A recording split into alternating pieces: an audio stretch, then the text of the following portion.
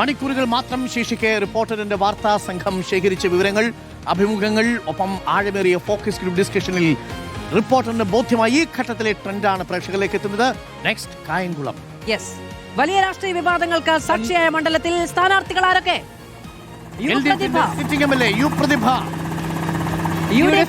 M Liju. രണ്ട് പ്രധാനപ്പെട്ട സ്ഥാനാർത്ഥികളുടെയും കണ്ണീര് വീണ തെരഞ്ഞെടുപ്പ്. നിർണായകമാണ് കായംകുളം. എന്താണ് നിർണായകമാണ്, പ്രതിഭയെ സംബന്ധിച്ചും നിർണായകമാണ്. എന്താണ് അമ്പലപ്പുഴ കാത്തിരുന്ന ലിജുവിന് കായംകുളത്തേക്ക് മാറേണ്ടി വന്നു.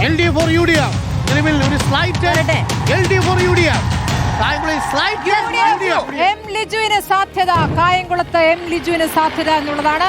കഴിഞ്ഞ തവണ 6298 ടോട്ടലിനാണ് ഹരിതയെ തോൽപ്പിക്കുന്നത് പ്രതിഭ. പക്ഷെ പ്രതിഭ മികച്ച രീതിയിൽ മണ്ഡലം നോക്കിയിട്ടുണ്ടെന്ന കാര്യത്തിൽ ഒരു സംശയം. തദ്ദേശ തെരഞ്ഞെടുപ്പിൽ 64,057 വോട്ടുണ്ട് LDF-ന്, UDF-ന് 58,900. 6000 വോട്ടിന് വ്യത്യാസം അവിടെയുണ്ട്. ഇപ്പോഴും ഞാൻ പറയുന്നു, അവിടെ അവർ നേടിയ വികസന പ്രവർത്തനങ്ങൾ, അരുതിയോടുള്ള ഈ പ്രതിഭയോടുള്ള സെന്റിമെന്റ്സ് ആ മണ്ഡലത്തിൽ വർക്ക് ചെയ്യുന്നുണ്ട്.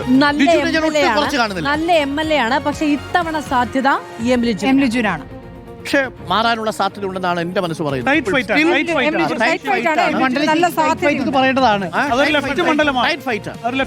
എന്താ അറിയാമോ, ഈ പറയുന്ന കഴിഞ്ഞ തവണ NDA സമാഹരിച്ച വോട്ട് സമാഹരിക്കാൻ പറ്റില്ല. പക്ഷെ ഇക്കുറി വിഭാഗീയ പ്രശ്നങ്ങളില്ല പാർട്ടിക്കുള്ളിൽ. അല്ല, ഈ NDAയുടെ വോട്ട് ഇത്തവണ കുറയും. NDA വോട്ട് കുറഞ്ഞാൽ ആർക്കാ കിട്ടുക? അത് UDF-ന് കിട്ടും. അതാണ് അതിനകത്ത് ആയ ട്രെൻഡ് സാധ്യതയുള്ളത്. പക്ഷേ ലിജു നല്ല കാൻഡിഡേറ്റ് ആണ്, ജയിച്ചു വരേണ്ടതാണ്. പ്രതിഭയും നിയമസഭയിൽ വരേണ്ട ആളാണ്. നിയമസഭയിൽ വരേണ്ട ആളാണ്. കാര്യങ്ങൾ പഠിച്ച് അവതരിപ്പിക്കുന്ന ഒരാളാണ്. പോരാട്ടം. പ്രതിഭ നിയമസഭയിൽ നിന്ന് പോകേണ്ട ആളുമല്ല, ലിജു വരേണ്ട. രണ്ടുപേരും ശരിക്കും പറഞ്ഞാൽ രണ്ടുപേരും രണ്ട് കോൺസ്റ്റിറ്റ്യുവൻസിയിൽ നിന്ന് മത്സരിക്കണമായിരുന്നു എന്നുള്ളതാണ് എന്റെ പേഴ്സണൽ ആയിട്ടുള്ള അഭിപ്രായം. അല്ലേ? ശരി, തൃപ്പൂണിത്തറയിലൊക്കെ നിന്ന് മത്സരിക്കേണ്ട ആളാണ്. പാട്ട് പഠിച്ചാൽ പുഷ്പം പോലെ തൃപ്പൂണിത്തറയിൽ നിന്ന് ജയിച്ചു. പ്രിയപ്പെട്ടൊരു മണ്ഡലമാണ്. മാവേലിക്കരയിലേക്ക് പോകുന്നു. മാവേലിക്കരയിൽ അറിയാമല്ലോ, MS അരുൺകുമാർ നമ്മുടെ റാങ്കിങ്ങും തോറ്റു എന്നാണ് അർത്ഥത്തിൽ. മുത്താര രാജാണ് UDF-ന്റെ സ്ഥാനാർത്ഥി. NDA സ്ഥാനാർത്ഥി KA ജുമാൻ. ട്രെൻഡ് നോക്കാം. 4 ലക്ഷത്തിലധികം വോട്ടുകൾക്കാണ് MS അരുൺകുമാർ പോയത്.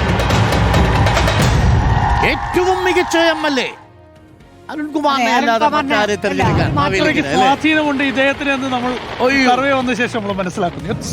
അതായത് കൊടുങ്കാറ്റിന് നിശബ്ദമാകാൻ കഴിയുമെങ്കിൽ ആ കൊടുങ്കാറ്റിന്റെ പേരാണ് അരുൺകുമാർ. 47% വോട്ട് സ്വന്തമാക്കിയാണ് ആദ്യ മത്സരത്തിൽ ജയിച്ചത്. അതെ അതെ, എല്ലാ അരുൺകുമാർമാരും ഇങ്ങനെയല്ലേ?